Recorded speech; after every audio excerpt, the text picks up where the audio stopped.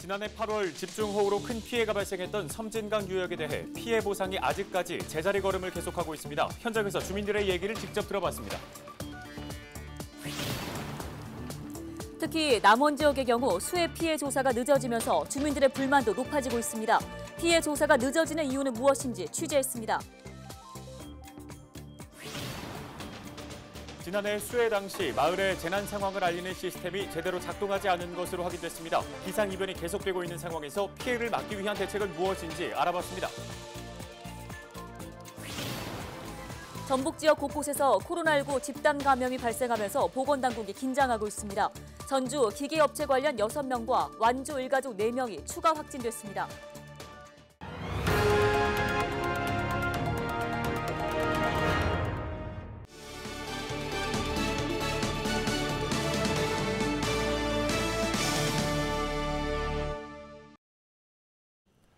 시청자 여러분 안녕하십니까? 헬로티비 뉴스입니다. 오늘의 첫 소식입니다. 지난해 8월 섬진강 유역에 집중호우가 내리면서 큰 피해가 있었는데요. 김난영 아나운서 피해 상황 기억하시죠? 네, 당연하죠. 당시에 엄청난 비가 내리면서 섬진강 인근에 있던 그 제방이 무너져서 피해가 막심했죠. 네, 그렇습니다. 당시에 전북 지역 6개 시군에서 1,400억 원가량의 피해가 발생을 했고 이재민도 1,200여 명 넘게 남원 지역에서 발생했었는데요. 네, LG 헬로비전 전북방송이 수해 피해가 발생한 지 8개월이 지난 지금 현장 상황은 어떤지 둘러보고 또 피해 복구는 잘 이루어졌는지 집중 취재했습니다. 먼저 전체가 물에 잠겼던 남원 귀성마을 주민들의 현재 삶은 어떤지 이진철 기자가 살펴봤습니다. 지난해 8월 530mm가 넘는 집중호우로 섬진강병 제방은 무너졌습니다. 제방 바로 옆 귀성마을은 마을 전체가 물에 잠기는 큰 피해를 입었습니다. 이곳에 터를 잡고 50년 가까이 살아온 서옥순 씨는 지금도 그날의 일이 믿겨지지 않는다 말합니다. 이런 경우는 생전 처음이에요. 이런 경우가 없어. 한 번도 이런 일이 없었는데 그런 일이 생겨갖고 너무 힘들었어요. 아직도 마을 곳곳에는 수마가 핥힌 상처가 여전합니다. 이 테두리 있잖아. 이 테두리가 그때까지 물 찬 그 테두리구나. 그래. 아직까지 원통한 마음을 풀 곳이 없다는 이점순 할머니. 수해 직후 공무원들이 피해 현황을 파악하러 왔지만 현실은 냉혹했습니다.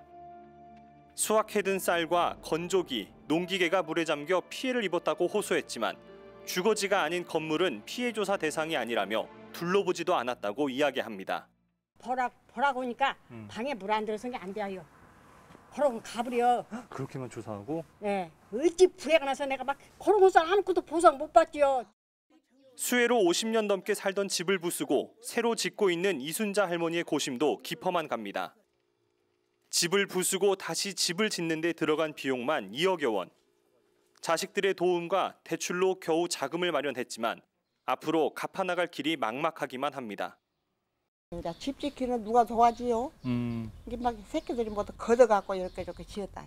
뭐 보상금도 나오도 안 해. 보상금은 뭐 나오가지. 깨끗 뭐 1,000만 원도 못 나오가 어떨까 그런데. 집이 물에 잠겨 이 집과 같이 아예 집을 새로 지은 가구가 이 마을에만 4가구에 달합니다. 하지만 집을 새로 짓기 위해선 비용도 만만치 않은데요. 그리고 그 비용을 충당하기 위한 대출 제도도 까다롭고 복잡해서 이처럼 집을 새로 짓기를 포기하고 떠난 이들도 적지 않습니다. 수해 발생 8개월이 지나도록 주민들의 고통은 계속 이어지고 있는 겁니다. 남원시는 지난해 피해 당시 시장이 나서서 피해 복구를 위한 강력한 의지를 드러냈습니다. 정말 피해 입은 분들한테 뭐라고 위로를 하고 뭐라고 도움을 드려야 할지 모르겠다. 뭐 방법만 있다고 하면 정말 이렇게 다 하드리고 싶은 마음이다 이런 생각을 갖고 있고요. 하지만 아직까지 피해 산정을 진행할 업체조차 정해지지 않았습니다. 손해를 입증하기 위해선 피해 당시 사진과 영상 자료 등이 중요하지만 주민들 대부분이 이런 사실을 모르고 있는 데다 시간이 이미 지나간 상황이어서 제대로 실태 파악을 할 수 있을지 의구심마저 들고 있습니다. 시간이 많이 경과해서 증거 자료를 보존하고 있으면 다행인데 그렇지 않고 뭐 피해 입은 장소를 다 치웠다든지 어떤 게 다 옮겼다든지 그렇게 되면 피해를 입증하기가 어려워요. 남원시가 피해 산정 업체도 선정하지 못하고 있는 사이 같은 피해를 입은 전남 구례구는 피해 발생 한 달 만에 이재민 피해에 대한 손해 사정을 시작해 최근 1차 조사를 마쳤습니다. 결과 어제 다 보냈고 2심청을 다시 받고 다음 주부터 그 작업을 하고. 지난해 8월 집중호우로 남원시에 접수된 수해 건수만 3,120여 건. 제대로 된 손해조사조차 이루어지지 않은 상황에서 수해를 입은 주민들의 고통은 오늘도 이어지고 있습니다. 헬로티비 뉴스 이진철입니다. 네, 본격적인 영농철은 시작이 됐는데 앞서 보신 것처럼 수해 피해 조사가 지지부진한 상태를 이어가면서 주민들의 불만도 높아지고 있습니다. 네, 조사 작업이 늦어질수록 피해를 입증할 근거가 사라질 가능성이 크기 때문인데요. 피해 조사가 늦어지고 있는 그 이유는 무엇인지 김남호 기자가 취재했습니다. 남원시 송동면 수지천 일대입니다. 이곳은 지난해 8월 집중호우로 제방이 붕괴되면서 농경지와 축사 등 50여 가구가 침수 피해를 입었습니다. 붕괴된 제방은 임시 복구가 진행됐지만 침수 피해가 발생한 농지는 아직까지 복구가 되지 않았습니다. 영농철이 시작되면서 주민들은 대책을 호소하고 있습니다. 저 뒤에 보시면 제방이 터지면서 제방에 있는 흙이 농토로 다 지금 유실이 됐거든요. 다 유실이 되면서 농토를 다 덮었는데 제방을 임시 복구를 하면서 논에 있는 흙을 쓸어다가 다 지금 제방을 임시 복구를 해놨어요. 농사를 질 수 없게끔 지금 돼 있는 상황이어서 농가들은 이 빨리 복토라도 좀 해서 농사를 원활하게 질 수 있도록 시급하게 지금 농가들이 원하고 있는 상황입니다. 이게. 피해 주민들은 수해 발생 후 8개월이 지난 현재까지 손해 입증을 위한 조사가 이루어지지 않은 데 대한 불만의 목소리를 높이고 있습니다. 송동면을 비롯해 대강면과 금지면 일대 피해 주민들은 피해 조사와 복구를 위한 대책 회의까지 진행하고 있습니다. 손해 사정인을 통한 손해액 산정인데 지금 남원시에서 그 조달청에 입찰 의뢰한 것이 좀 문제가 있는 것 같아서 지금 협의에 의한 협상을 지금 하고 있는 것 같습니다. 그래서 그게 완료가 되고 그 손해 사정인 업체에서 손해액 조사를 끝내면 그걸 가지고 정부 측 환경분쟁조정위원회를 통해서 조정을 받을 것 같습니다. 남원시는 섬진강유역 수해 원인 조사를 위한 손해사정업체 선정을 위해 지난해 12월 조달청에 협조를 요청했다고 밝혔습니다. 이후 5개 업체를 추천받아 선정 작업을 진행했지만 사업 수행 원가 산정 작업이 늦어져 현재까지 업체 선정을 못했다고 해명했습니다.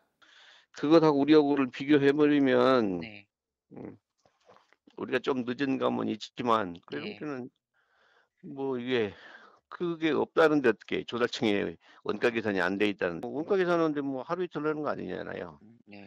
업체 선정해가지고 그게 그러다 보니까 그냥 금방 그냥 두세 달이 가버리니까. 남원시는 기존 협의를 진행했던 업체 가운데 한 업체를 조만간 선정해 피해 조사를 본격적으로 진행하겠다고 답변했습니다. 또 환경분쟁 조정 결정이 빠르게 내려질 수 있도록 환경부에 요구하겠다고 덧붙였습니다. 공정하고 신속한 조정 절차를 통해서 수해민에 대한 피해 구제에 적극 나서주시길 바랍니다. 본격적인 영농철이 시작됐지만 피해 현장 복구와 보상은커녕 손해 입증을 위한 조사 자체도 시작하지 못하고 있는 상황. 주민들은 홍수기인 6월 이전에 피해 입증 조사가 완료될 수 있을지 우려하고 있습니다. 지난해 8월 수해 발생 이후 8개월째가 지나고 있지만 보시는 것처럼 아직까지 피해 복구와 보상이 제대로 이루어지지 않으면서 피해 주민들의 어려움이 갈수록 커지고 있습니다. 헬로티비 뉴스 김나호입니다. 지난해 전북도와 중앙재난피해합동조사단의 수해 자료를 보면 남원 지역의 경우 피해 금액은 500억 원이 넘고 복구 금액은 무려 1,300억 원대에 이릅니다. 그런데 수해 당시 마을에 재난 상황을 알리는 시스템이 제대로 작동하지 않은 것으로 저희 전북방송 취재 결과 확인됐습니다. 네, 몇 달 후면 장마가 시작되는데요. 올해에는 이런 최악의 참사가 되풀이되지 않기 위해선 철저한 대비가 필요해 보입니다. 정명기 기자가 단독 취재했습니다.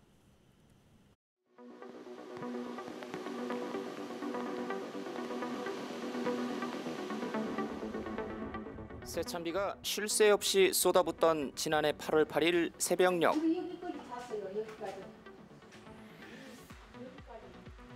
남원의 섬진강 주변 마을은 이미 물난리가 났다고 합니다. 우리 농가분들을 전부 다 대피시켰지. 그게 한 아침 몇 시? 그때 6시 한 5분에서 10분 정도. 비슷한 시각인 새벽 6시 9분. 남원시는 금지와 대강면 등 섬진강 주변 4개 면에 홍수 위험을 알리는 마을 안내방송을 했습니다. 79개 지점에 방송했는데 성공한 비율은 70.9%에 그쳤습니다. 방송을 안 듣는 농가도 많이 있단 말이에요. 엄청 많아. 네. 저 마이크 시스템을 개인이 들을 수 있는 각 가정에다가. 같은 날 금지면에 섬진강 제방이 폭삭 주저앉은 낮 12시 50분경. 10분쯤 뒤 남원시는 마을 전체 402개 지점에 긴급 대피하라고 방송했습니다.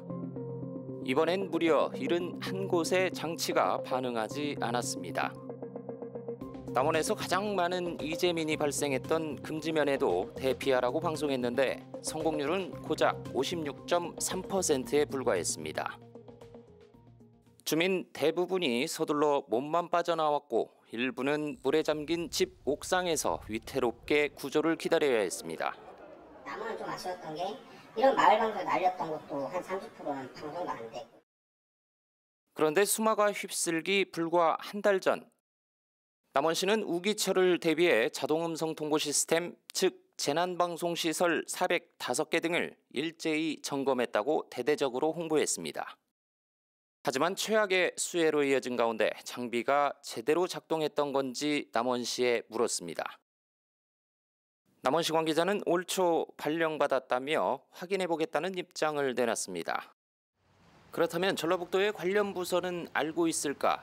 거기 담당자들에서 좀 자료를 제가 받았어요. 근데 이제 그거하고 저희 거하고 비교를 해보니까 우리 쪽에 실패로 나오고 시군 거는 무응답이라고 표시가 되는데요. 무응답이 실패예요. 심지어 홍수 피해를 획기적으로 줄일 수 있다던 홍수재해 모니터링 시스템도 있으나 마나였습니다.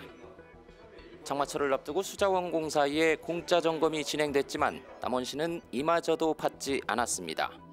점검을 저희들이 5월 7일부터 6월 18일까지 했고요. 전북 쪽에서는 군산, 진안, 전주, 임실 4군데를 했습니다. 남원시 같은 경우에는 희망이 안 됐었고요. 저희들이 가지 않았고요. 남원시가 지난해 재난상황 통보 시스템을 정비하거나 유지하는 데 쓴 혈세만 8,600여만 원. 지난 수해로 인한 복구 비용은 무려 1,000억 원이 넘을 것으로 추산됩니다. 이 같은 참사를 되풀이하지 않기 위해선 꼼꼼한 점검을 통한 철저한 대비가 필요합니다. 헬로티비 뉴스 정명기입니다.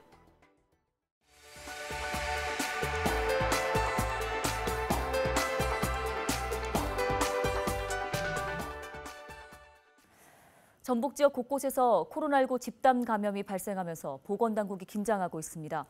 전북도는 전날부터 19일 오후 6시 현재까지 전북 지역에서 14명이 추가로 코로나19 확진 판정을 받았다고 밝혔습니다. 완주군 제약업체와 관련해 1명이 추가 확진돼 누적 확진자 수는 26명입니다. 또한 A 기계업체에서 3명, B 기계업체에서 6명이 각각 확진됐습니다.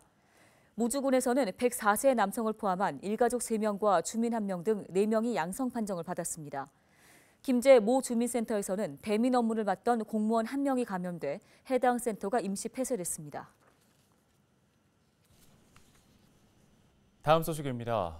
부안 위도 해상에서 베트남 국적 선원이 끊어진 밧줄에 머리를 맞아 크게 다치는 사고가 있었습니다. 부안해양경찰서는 18일 오후 3시쯤 29톤급 어선에서 작업을 하던 24살 A씨가 끊어진 밧줄에 머리를 맞아 심한 출혈이 생겼다고 밝혔습니다. 신고를 받고 출동한 해경은 경비함정과 연안구조정으로 긴급 이송해 119 구급대에 A씨를 인계했습니다. 지난해 발생한 수해로 많은 주민들이 어려움을 겪었는데 아직까지 피해 복구와 보상이 이루어지지 않아서 안타까움을 더하고 있습니다. 네, 피해 주민들이 보다 빠르게 일상으로 돌아갈 수 있도록 관계자들의 관심이 필요한 때입니다. 지역 중심 채널 헬로티비 뉴스. 여러분의 이야기가 뉴스가 됩니다.